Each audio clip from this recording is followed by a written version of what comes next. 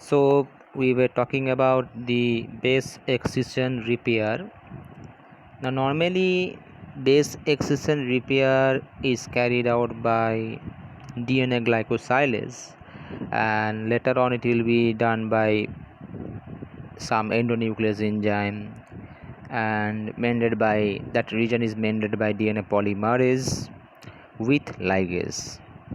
So the most prevalent way in which DNA is cleansed of damaged base is by repair systems that removes and replace the altered base. The two principal repair systems are your base excision repair and the nucleotide excision repair. In base excision repair, there is an enzyme called DNA glycosylase. It recognizes and removes the damaged base. How? By hydrolyzing the glycosidic bond that joins the nitrogenous base with the pentose sugar. This results in a abasic sugar, right? Means sugar without any nitrogenous base due to removal of the damaged base. Okay. And the rest of the part, that is a sugar, the pentose sugar with the phosphate group, is remain in that backbone, which will be this will be further removed by a endonucleolytic step by some endonuclease. Endonucleolytic cleavage also removes apurinic or apyrimidinic sugars that arises by spontaneous hydrolysis. Sometimes due to spontaneous hydrolysis it leads to AP sites, means apurinic or apyrimidinic sites, that can be removed by the same endonuclease. Here also the DNA glycosylase is removing the damaged base to form a baseless sugar, right, which will be further removed by this endonuclease. After the damaged nucleotide has been completely removed from the backbone, then repair DNA polymerase will come and DNA ligase will restore that strand by using the undamaged DNA strand as a template. So this is the main mechanism, right?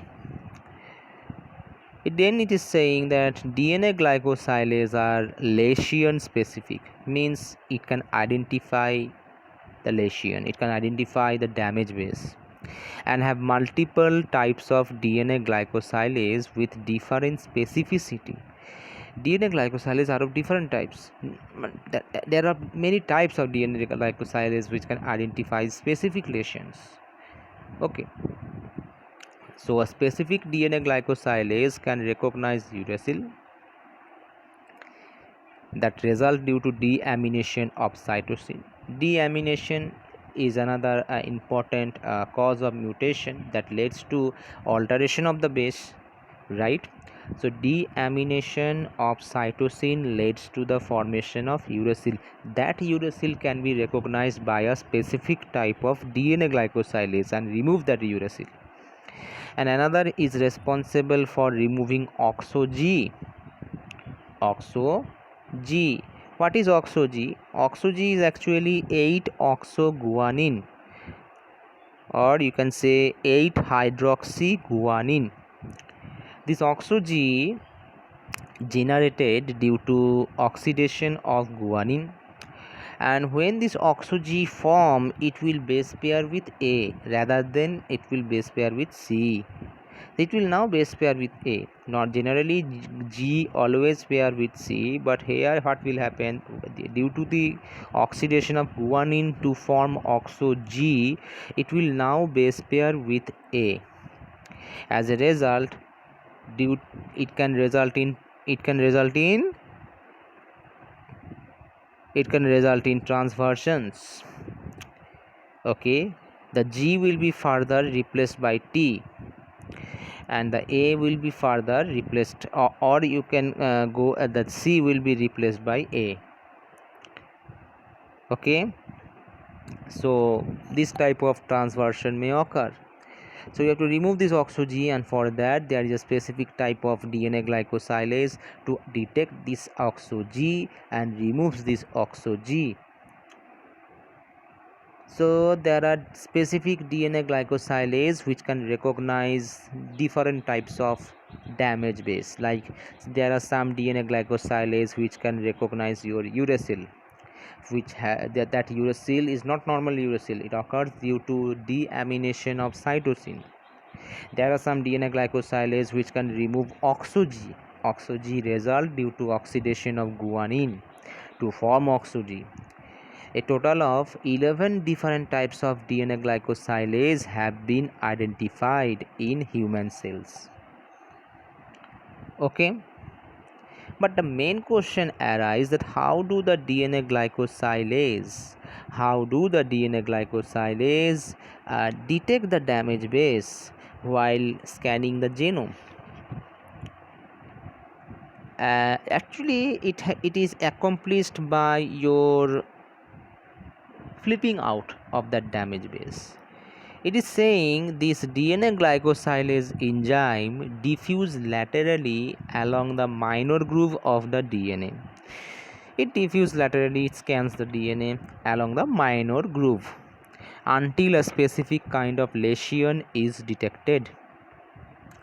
But how the enzyme is able to act on the base if it is buried in the helix? It simply means these DNA glycosylase, they diffuse laterally along the minor groove of the DNA until a specific lesion is detected by this glycosylase enzyme. But the base is located inside, right? Nitrogenous base, if it is damaged, it is located inside. Okay, it is buried in the helix, and DNA is a three-dimensional structure where your these bases are all found inside, whereas you can also able to observe the backbone of the DNA. So how do this damage base is detected and to act that base? Okay, detection is okay. There are different types of glycosylase which detect the base, but how do they break that glycosidic bond which is located inside? Actually, the damage base, all the bases are located inside. The main thing is that the flexibility of DNA. It is saying that X-ray crystallographic studies revealed that the damage base will be flipped out. Flipped out means it will be moved out. Okay, it is not removed out, it is moved to the opposite side so that it projects away from the double helix where it sits on the specificity pocket of the DNA glycosylase. So it is saying that the DNA glycosylase they scans the DNA laterally along the minor groove and detect the damage base. Then a process of flipping, the damage base will be flipped out so that it projects away from the double helix, followed by the cut of the glycosidic bond. And actually, after flipping out, it sits on the catalytic center of the glycosylase. Interestingly, the double helix able to allow the base flipping with only modest distortion to the structure of DNA. Hence, the energetic cost of base flipping may not be great. Nevertheless, it is unlikely that glycosylase flipped out every base to check the abnormalities as they diffuse along the DNA. It is unlikely that each base has to be flipped out to check by the DNA glycosylase. Only the damaged base will be flipped out, and then it will be further cleaved the glycosidic bond by the glycosylase enzyme. So here in the next picture you can see that how DNA glycosylase flip out the damaged base. So the red one is your damage base which has been flipped out and sits nicely to the catalytic center of this DNA glycosylase enzyme. What it is saying? It is saying that structure of DNA glycosylase complex. The purple one is your DNA, the red one is your damaged nucleotide, the enzyme shown in gray and DNA in purple. The damage base, in this case oxo-G, I have already mentioned to you about the oxo-G, that it is known as 8-oxoguanine or 8-hydroxyguanine. This oxo-G results in due to oxidation. And why this oxo-G is very dangerous? Because it, after the formation of oxo-G, it will now base pair with A rather than with C. Thus, during further replication process, when replication occur, this oxo-G will be removed, okay, and it, as it base pair with A, due to what happened during the next replication, the A is normal but the oxo-G is mutant, it has been removed. Respect to A, there will be insertion of T. So simply from GC it goes and into a transition to form AT base pairing, right? So this oxo-G is here shown. The damaged base has been flipped out of the helix and sits into the catalytic center of the enzyme, where your DNA glycosylase will further cleave that glycosidic bond. Okay, now the next picture shows, I have previously shown to you in the previous video, that how the DNA glycosylase works. So here you can see the uracil which is damaged here, and this uracil occur due to deamination of cytosine that results in uracil formation. Okay, I have already said to you before, see, uracil generated as a consequence of deamination of cytosine. Okay, so glycosylase cleaves that uracil, otherwise it will pair with adenine then, and creates a AP site. AP site means apurinic or apyrimidinic site, and this AP site will be further removed by some AP endonuclease. Here it is short has been shown, AP endo means AP endonuclease. It removes that, the backbone of that damaged base, and then it will be further replaced by a new strand, new nucleotide, okay, done by the polymerase 1 here. Okay, polymerase 1 in case of bacteria, it repairs that strand. And how it repairs that, which type of nucleotide will be there sitting, by using the undamaged DNA strand as a template, it will corrects that place, okay, that which type of nucleotide should be added. So this was actually the main process of your base excision repair pathway. Okay, so normally this is the mechanism of base excision repair, but one more question remain, okay, and that question is, here it is saying that what if a damaged base is not removed by base excision repair before DNA replication? Suppose the base excision repair have done its work but at late, and by that time replication has been occurred. So if the damaged base is not removed before replication, after replication the damaged base is removed, then what will happen? The damaged base, it will base pair with another wrongly base to form a wrong base pair. So what will happen? It remains damaged. Even if you remove the damaged base after replication, due to insertion, due to complementary base pairing with a wrong nucleotide, due to complementary base pairing with another nucleotide, it will lead to a mutation, right? A transition state will occur here. So how it is mended? Okay, it is saying that so what if a damaged base is not removed by the base excision before DNA replication? Does this inevitably means that the lesion will cause mutation? For example, in case of oxo-G, as I have stated, 8-oxoguanine, which has a tendency to mispair with adenine. OXO-G has a tendency to base pair with adenine. Still also a fail-safe mechanism exists. I have already said that there are different types of DNA glycosylase which can recognize different type of damage base. So there is some dedicated DNA glycosylase which can recognize this OXO-G damaged nucleotide.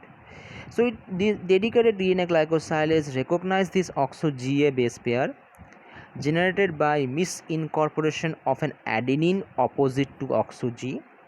Suppose replication has been done, OXO-G has been incorporated. Due to the presence of OXO-G, it mispair with adenine on the opposite strand. The adenine is normal. So a dedicated glycosylase recognize this OXO-G-A base pair, and then glycosylase will remove the A also, as well as OXO-G. The repair enzyme then recognize adenine opposite and OXO-G as a mutation and removes that undamaged but incorrect base. It removes the undamaged base also, but the incorrect base. Opposite to OXO-G there is adenine, and DNA glycosylase able to recognize this OXO-G adenine base pair. It removes that adenine. It recognizes that adenine as an opposite to OXO-G as a mutation. As a result of mutation, adenine has been inserted opposite to OXO-G because OXO-G base pair with adenine, and this can be recognized by your DNA glycosylase, a specific type of DNA glycosylase, as a mutation, and then removes the undamaged adenine, that is your incorrect base. So here a picture has been shown.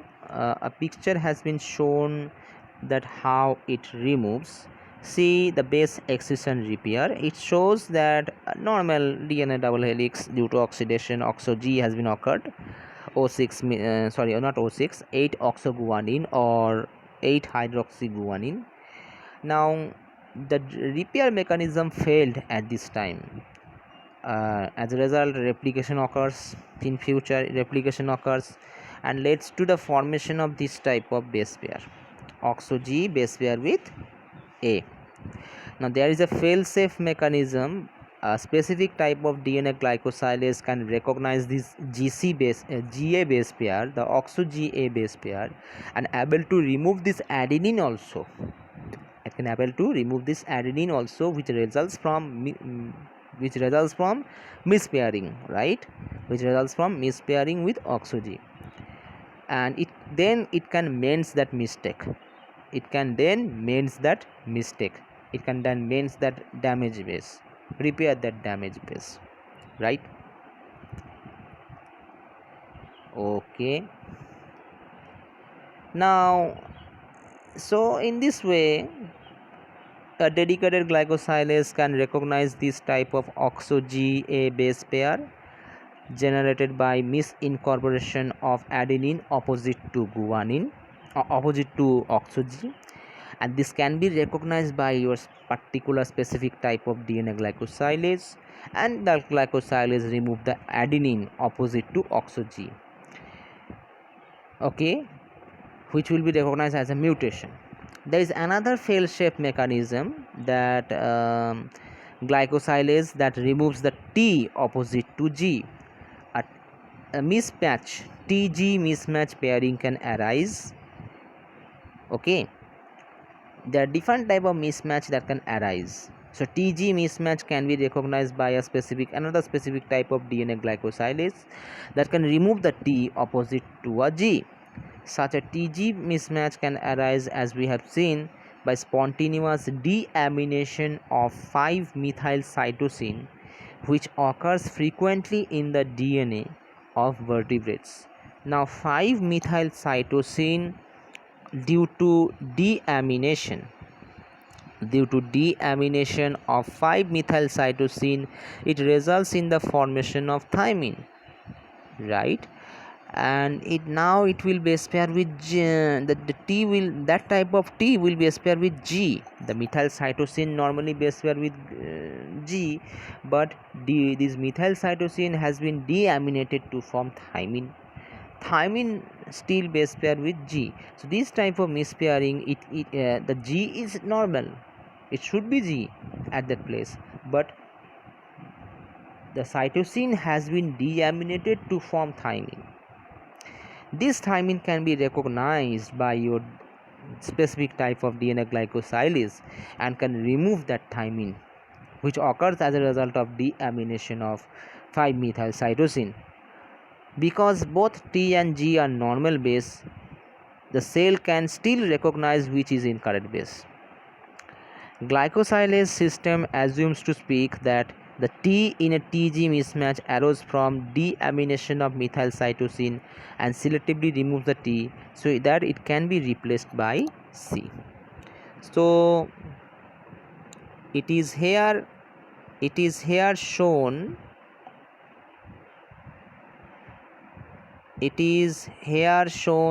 this methyl cytosine, due to deamination,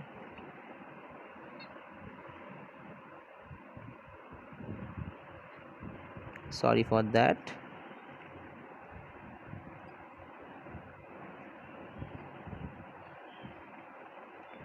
so this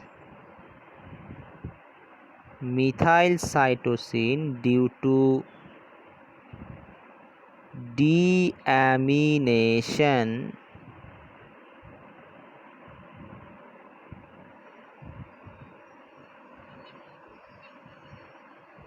it results in thymine.